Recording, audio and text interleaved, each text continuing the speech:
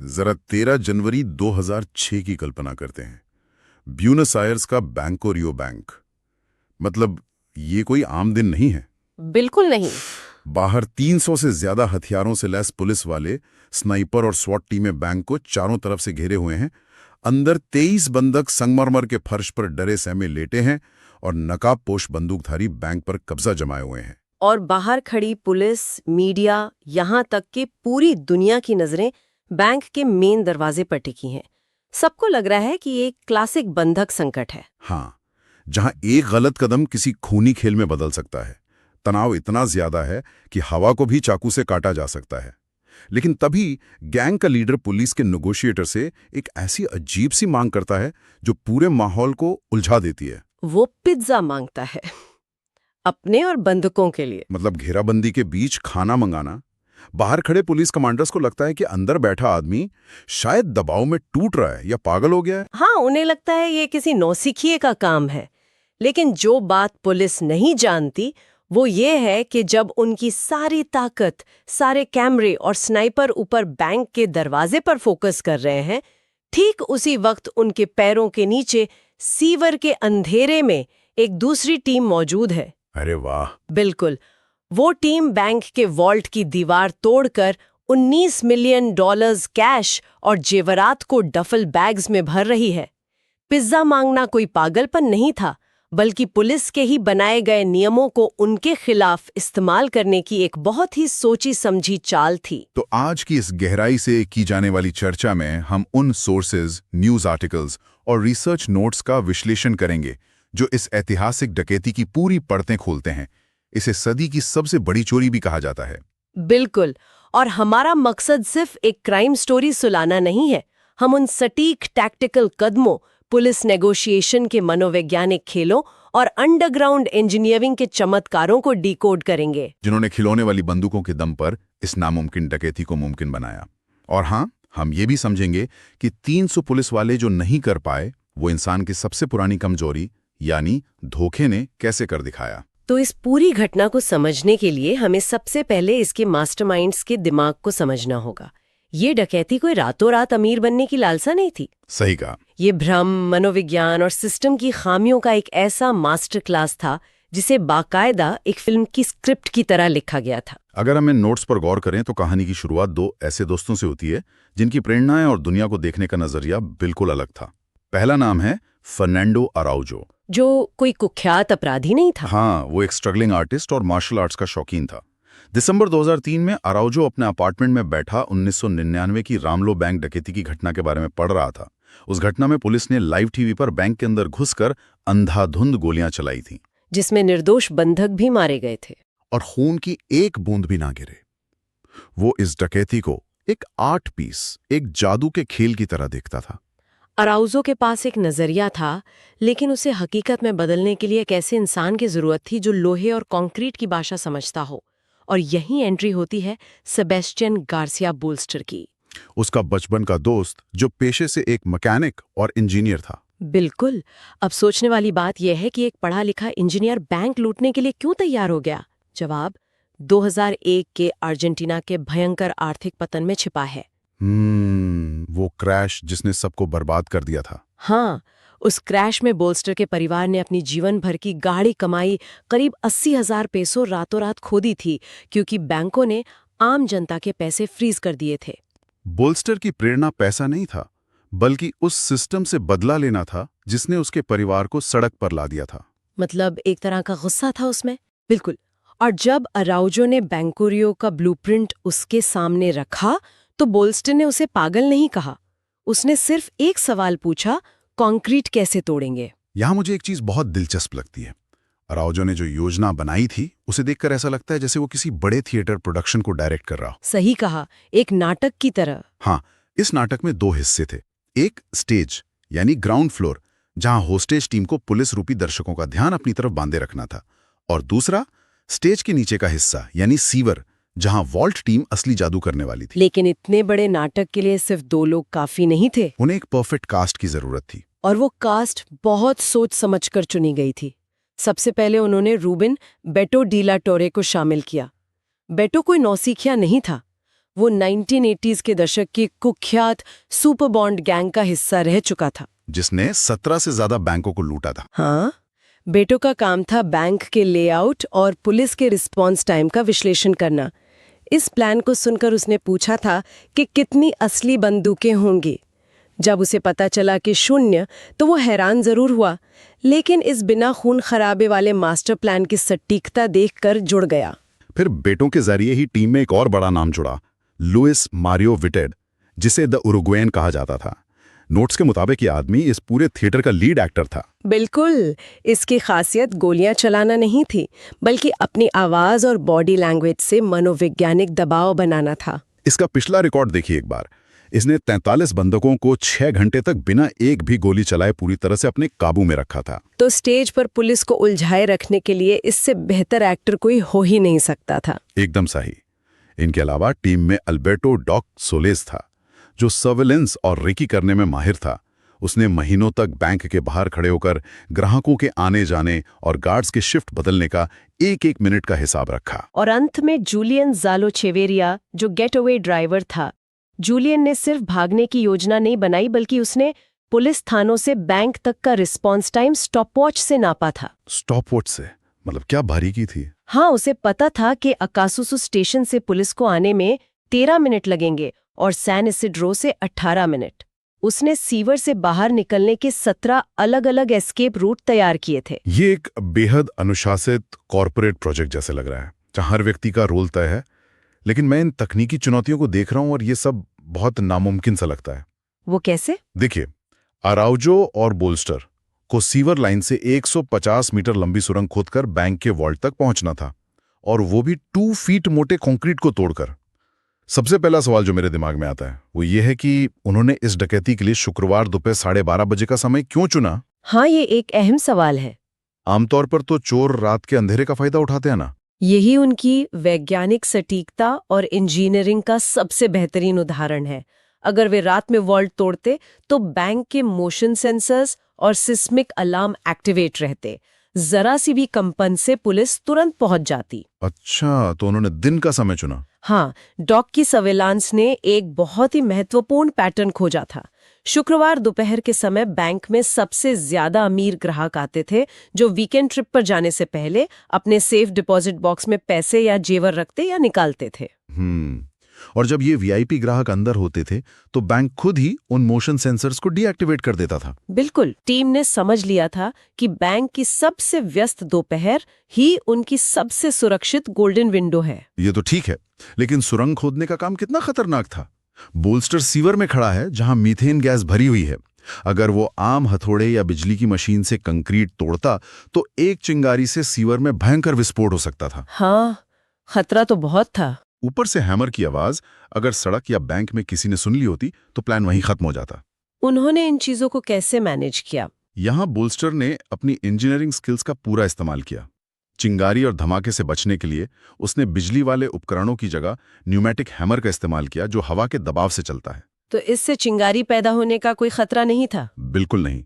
और आवाज को दबाने के लिए उसने पानी के स्तर और उसके बहाव का इस्तेमाल किया, क्योंकि पानी के अंदर आवाज गूंजती नहीं है।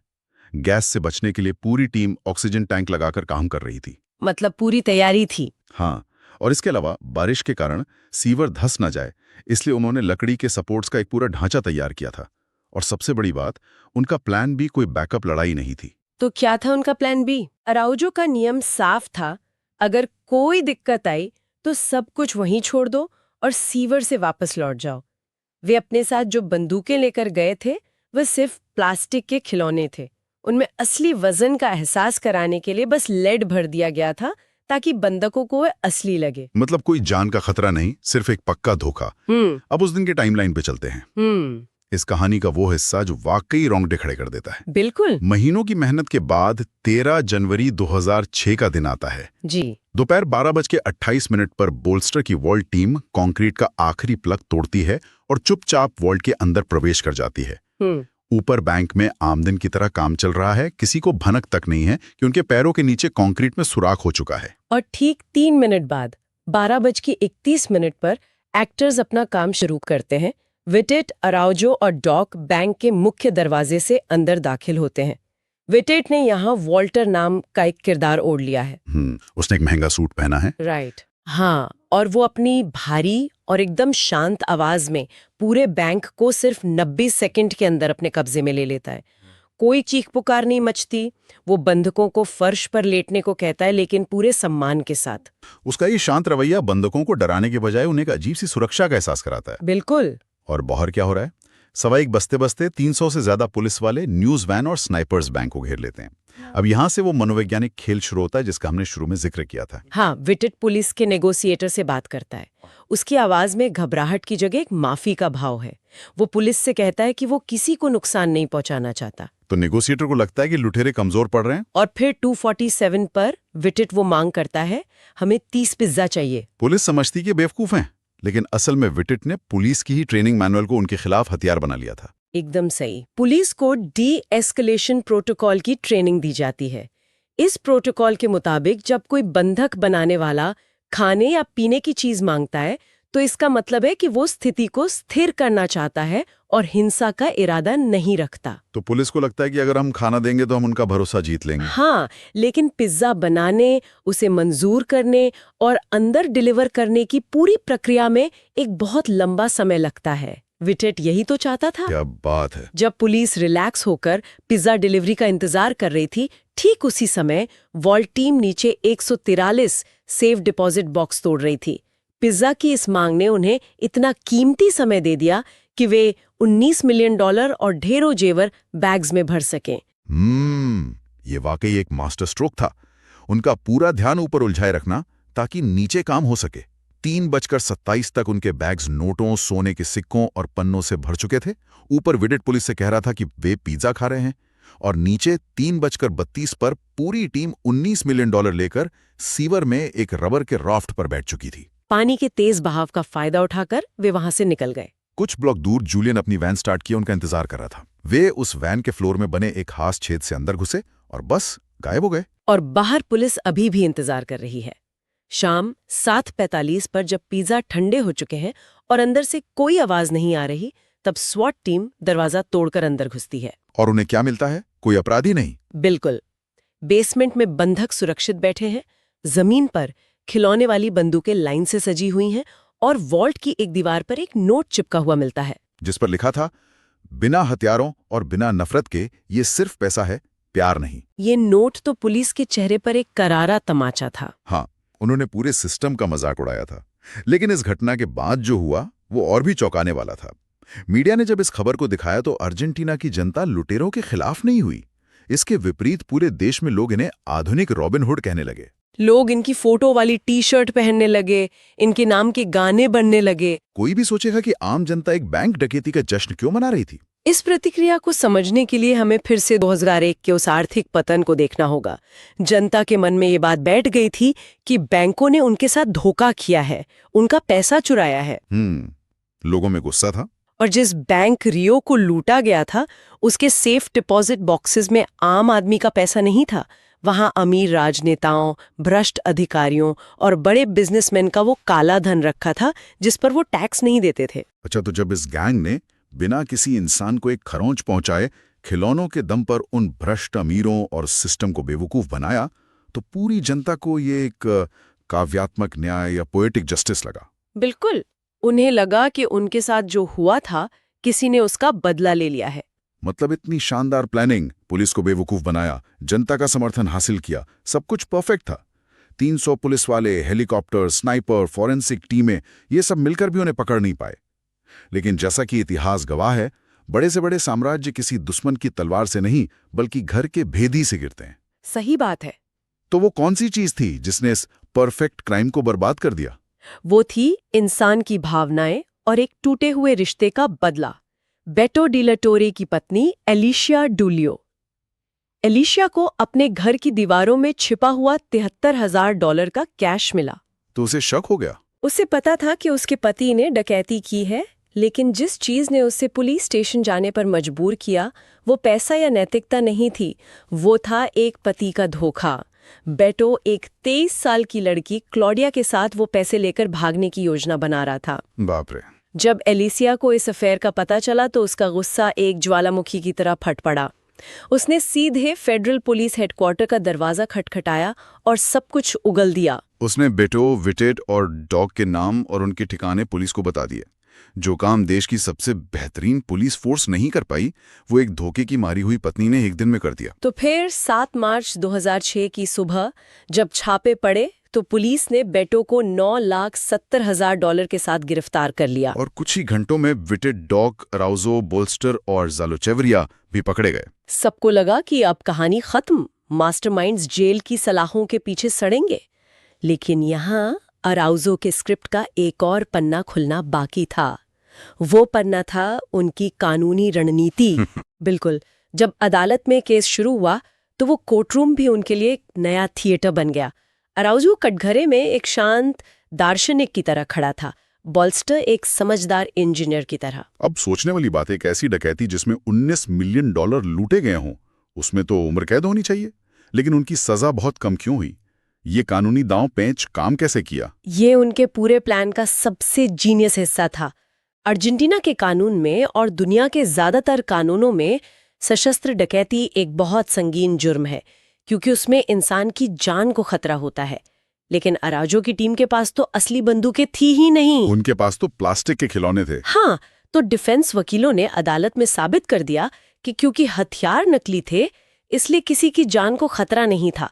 इस वजह से आर्म रॉबरी का चार्ज गिर गया और वो एक साधारण चोरी के केस में बदल गया। और अभियोजन पक्ष ये भी तो साबित नहीं कर पा रहा था कि चोरी असल में कितनी हुई है, क्योंकि जिन अमीर ग्राहकों के बॉक्स टूटे थे, वे अदालत में आकर ये गवाही ही नहीं देना चाहते थे कि उनके बॉक्स में कितना सोना या डॉलर थे। बिल्कुल, अगर वे ऐसा करते तो टैक्स विभाग उन पर केस कर देता कि ये काला धन कहाँ से आया। क्या बात है! बिना किसी हथियार के और बिना चोरी की गई रकम के सटीक सबूत के कानूनी सिस्टम पंगु हो गया। अंततः उन्हें सिर्फ 9 से 15 साल की सजा हुई, जो कि इतनी बड़ी डकैती के लिए बहुत मामूली थी। और अच्छे व्यवहार के कारण 2020 तक सभी आजाद भी हो गए। और मजे की बात तो ये है कि चुराया गया ज्यादातर पैसा, लगभग $17 मिलियन, आज तक किसी को नहीं मिला। तो इस पूरे विश्लेषण के बाद जो बात समझ आती है वो ये है कि ये डकैती सिर्फ बैंक के वॉल्ट को तोड़ने के बारे में नहीं थी, ये एक पूरे सिस्टम की खामियों को उजागर करने के बारे में थी।